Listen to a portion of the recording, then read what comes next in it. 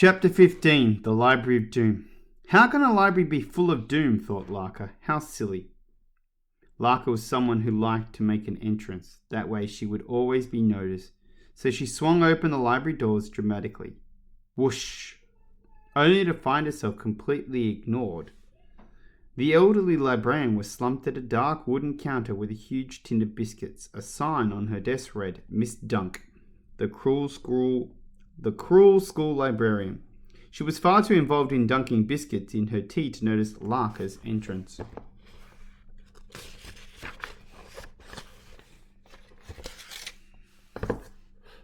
As she passed the librarian, Larka noticed that the strange ticking sound again. Tick-tock, tick-tock. She scanned the walls for a clock, but there wasn't one. Then she took in the library, which must have been the messiest library in the world. It was a riot of books. Books were piled up on the floors, on chairs and tables. Books on shelves were stacked in such a haphazard way that they were either upside down or with the pages facing out. At first, Larka was struck by the categories of books on offer. They all seemed to be horrible ones.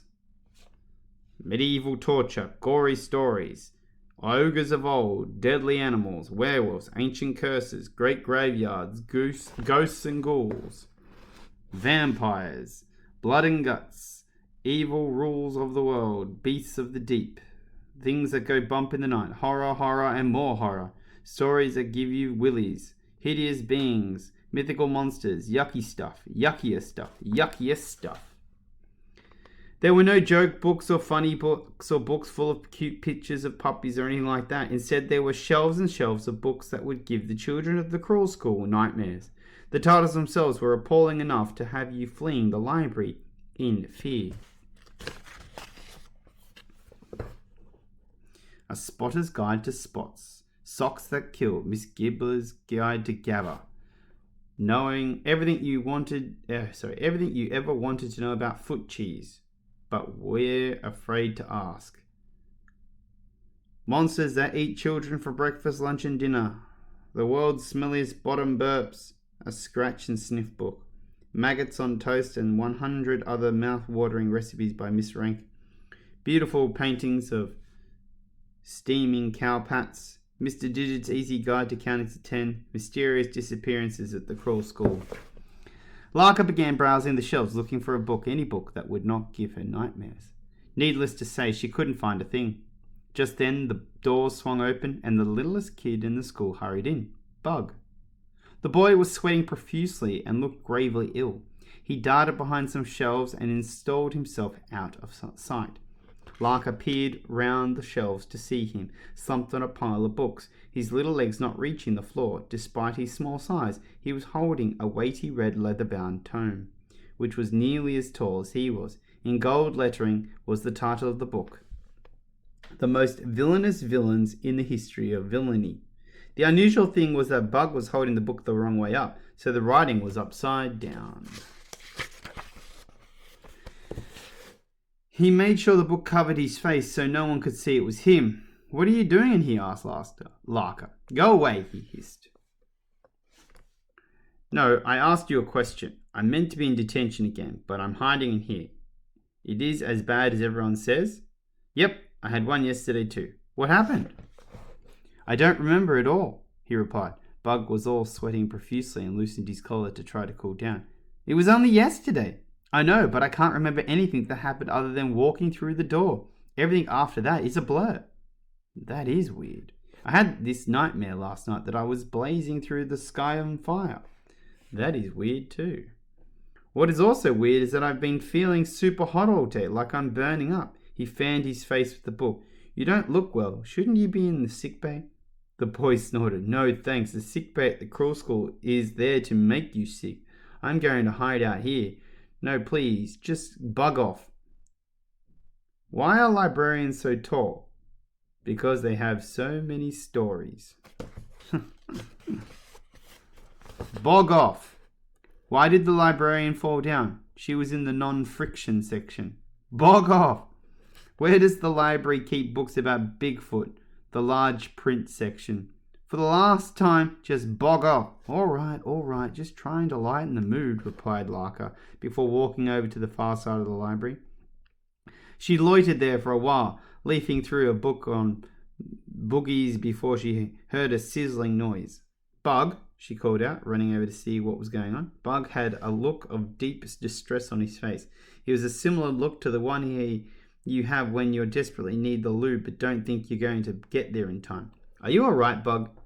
Asked Larker, knowing full well that the answer was no, but the boy couldn't speak. Instead, his face glowed redder and redder and redder until it looked like a giant strawberry.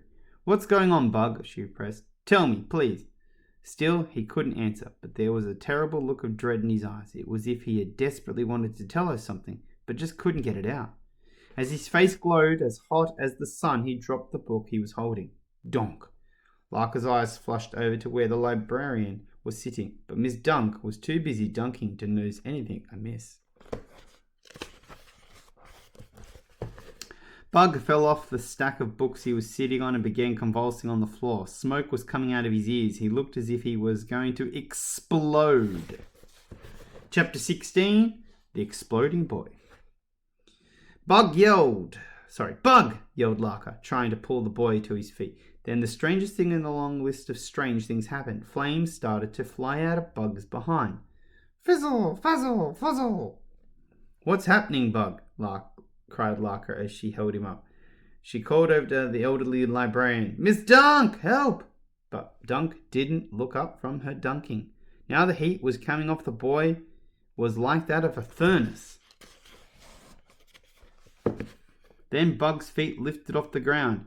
He was taking off. Larker reached out her hands and placed them on his shoulders to try and hold him down, but it was impossible. Stop! She cried, the skin on her hands burning with the heat. The flames grew and grew until kaboom! Bug shot through the air like a meteor. He bounced off the walls, bish, bash, bosh. Then he whizzed up to the ceiling, crash!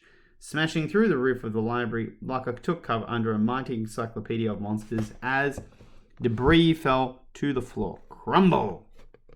Looking up through the cloud of dust, Larker spotted a boy-sized hole in the roof. Beyond that, Bug was whizzing through the air, heading straight for the clouds. Kaboom! An explosion lit up the sky in a deep red before a figure plummeted in the direction of the sea. Larker rushed over to the librarian, who was still trying and failing to dunk her biscuit into a cup of tea. Miss Dunk! Shouted the girl. With that, Dunk's dunked biscuit broke up and fell into the tea. Look what you made me do! Exclaimed Dunk.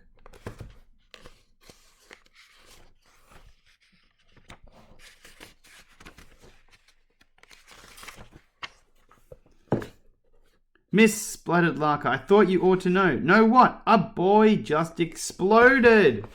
Part 2. The Secrets Below. Chapter 17. A Biscuit Emergency. A boy just exploded? You must have gotten bananas, spluttered the elderly librarian from behind the counter. No, I am definitely not bananas or cuckoo in the coconut, protested Larker. I have a good mind to report you to the headmistress. I have a good mind to send you to the headmistress, replied Larker. Well, you can't. Why not? It is strictly forbidden to disturb the professor. She's a very busy lady. Busy doing what? Exclaimed Larker. This school's an absolute disgrace. How dare you? I do dare. You've barely been here a day, and you've already making trouble. And I will carry on making trouble, lots of trouble. Now come on, follow me. Quick, shouted Larker. I just need to finish my tea and biscuits, replied Dunk. There isn't time! Larker heaved the old lady up on her seat. Oh, I am half dunked, cried Dunk as the tea-soaked half of a ginger nut biscuit splattered on the floor. Splut.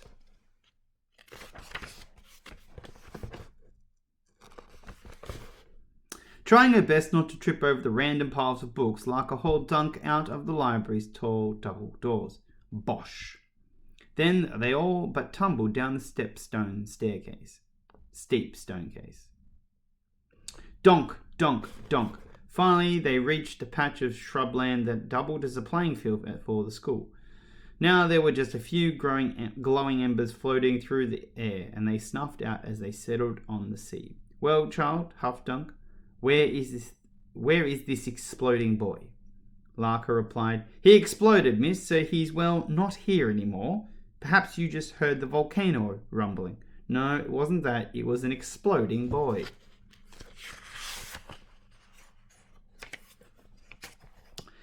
An exploding boy indeed. What utter balderdash.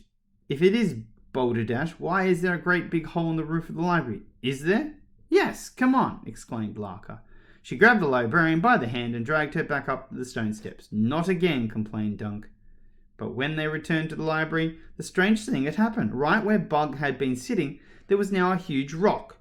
This wasn't here before, protested Larker. What the blaze is that doing in my library? Barked Dunk. I need another biscuit. In fact, I need 2 biscuits, and fast.